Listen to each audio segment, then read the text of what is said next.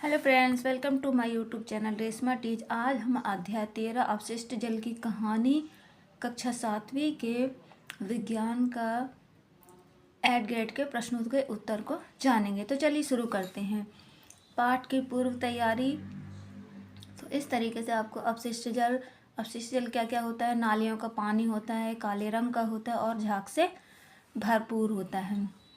प्रश्नावली में तो जो डी में अपशिष्ट जल लिखा है, क्योंकि नालियों का पानी काले रंग तथा झाग से भरपूर, ये सभी अपशिष्ट जल हैं। और इसके बाद वाहित मल, ये ब्लैंक्स चुनकर यहाँ पे भरना है अपन को। तो वाहित मल कार्बनिक अशुद्धियाँ, जीवाणु और सूक्ष्मजीव भरना है।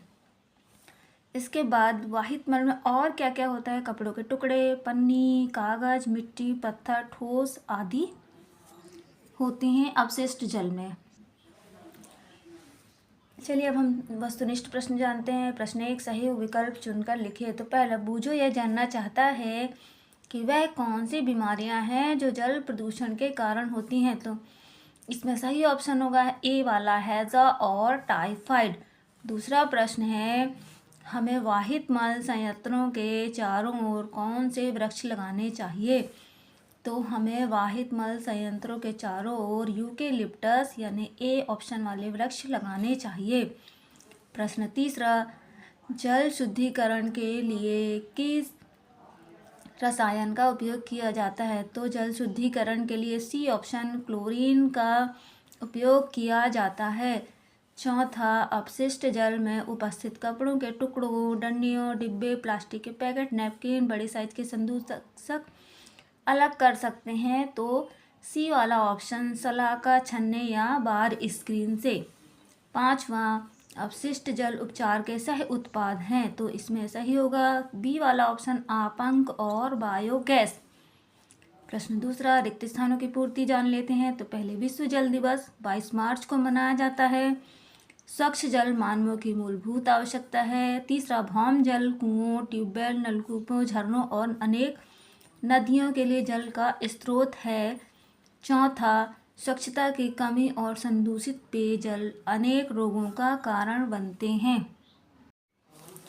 छठवां, अपशिष्ट को वाहित मल उपचार संयंत्र में उपचारित किया जाता है। अब जानते हैं अति लघु उत्तरीय प्रश्न 2 नंबर वाले। प्रश्न 2, वाहित मल संयंत्रों के चारों ओर यूकेलिप्टस के पेड़ लगाने का सुझाव क्यों दिया जाता है। तो उत्तर देखते हैं। छठवां देख लेते हैं, अपशिष्ट को वाहित मल उपचार संयंत्र में उपचारित किया जाता है। अब अति लघु उत्तरीय प्रश्न जान लेते हैं 2 नंबर के। प्रश्न नंबर 2, वाहित मल संयंत्रों के चारों ओर यूकेलिप्टस के पेड़ लगाने का सुझाव क्यों दिया जाता है। तो इसका उत्तर होगा, वाहित मल संयंत्रों के चारों ओर यूकेलिप्टस के पेड़ लगाने का सुझाव दिया जाता है क्योंकि ये वृक्ष अतिरिक्त अपशिष्ट जल को अवशोषित कर लेते हैं और वायुमंडल में शुद्ध जल वाष्प को निर्मुक्त करते हैं। प्रश्न 3, एक खुली नाली प्रणाली किसके लिए प्रजनन स्थल है। उत्तर, एक खुली नाली प्रणाली मक्खी, मच्छर और अन्य जीवों के लिए प्रजनन स्थल है। प्रश्न 4, रसायनों का अनुचित निपटान जल प्रदूषण में कैसे योगदान देता है। इसका उत्तर होगा, रासायनिक उर्वरक के कारण जल होता है। कार्बनिक अपशिष्ट के सड़ने के कारण जल प्रदूषित होता है। कारखानों से निकलने वाला जल प्रदूषित होता है। प्रश्न 5, पहली जानना चाहती है कि हवाई जहाज और रेलगाड़ी में वाहित मल का निपटान कैसे होता है। तो उत्तर, सारा मल मूत्र एक टैंक में एकत्रित किया जाता है और विमान के उतरने पर उसका निपटान किया जाता है। प्रश्न 6, क्या वाहित मल में भी पोषक तत्व हो सकते हैं, यदि हाँ तो उनके नाम लिखिए। हाँ, वाहित मल में भी पोषक तत्व होते हैं। पोषक तत्वों के नाम फास्फोरस और नाइट्रोजन युक्त पदार्थ हैं।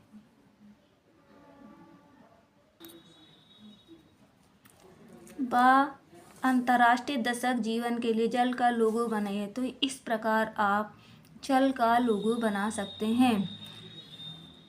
अब चलिए जानते हैं 3 नंबर वाले प्रश्न, लघु उत्तरीय प्रश्न 7वां, क्या नदियों में पाया जाने वाला जल प्राकृतिक रूप से स्वच्छ होता है, अगर हाँ तो क्यों। उत्तर जानते हैं। वर्षा जल को जल का सबसे शुद्ध जल माना जाता है। भूमिगत जल जैसे नदी में उपस्थित अशुद्धियाँ और लवण सूर्य के प्रकाश द्वारा वाष्पीकरण से पीछे छूट जाता है। हालांकि भूमि में हमें जो वर्षा जल प्राप्त होता है वह आवश्यक रूप से शुद्ध नहीं होता।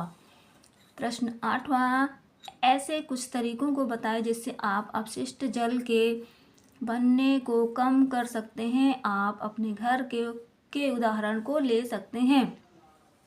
तो इसका उत्तर प्रश्न नंबर 9 में क्या कारण है कि तेल वसाओं को नाली में ना बहाने की सलाह दी जाती है। तो उत्तर, तेल और वसाओं को नाली में बहाने पर ये पादपों में कठोर परत जमा कर उन्हें अवरुद्ध कर सकते हैं। खुली नाली में वसा मृदा के रंध्रों को बंद कर देती है, जिससे उसकी जल को फिल्टर करने की प्रभाविता कम हो जाती है। इसलिए तेल और वसाओं को नाली में नहीं बहाना चाहिए।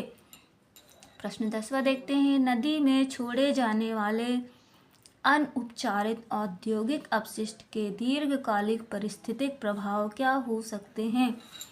तो उत्तर जानते हैं। अधिकांश नदी अनउपचारित औद्योगिक अपशिष्ट जल से घिरे हुए हैं और पारिस्थितिक तंत्र को इसकी कीमत चुकानी पड़ रही है। यह अपशिष्ट जल अक्सर नाइट्रोजन एवं फास्फोरस भी का अत्यधिक भार वहन करता है, जो यूट्रिफिकेशन नामक हानिकारक प्रक्रिया के पीछे प्रमुख अपराधी है।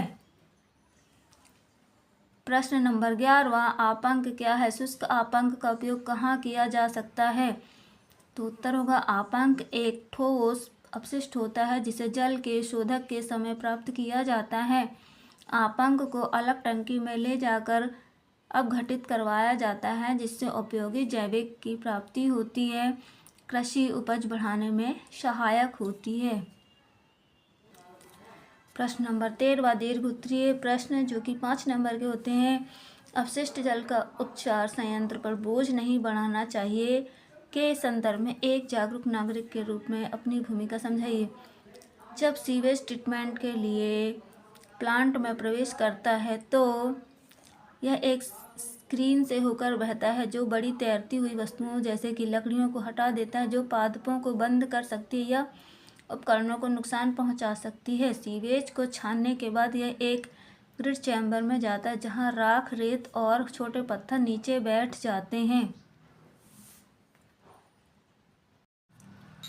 प्रश्न नंबर 14वां, अगर आपके पास आसपास स्वच्छता नहीं हो तो आपके जीवन पर क्या प्रतिकूल प्रभाव पड़ेगा, इसका विस्तार पूर्वक वर्णन कीजिए।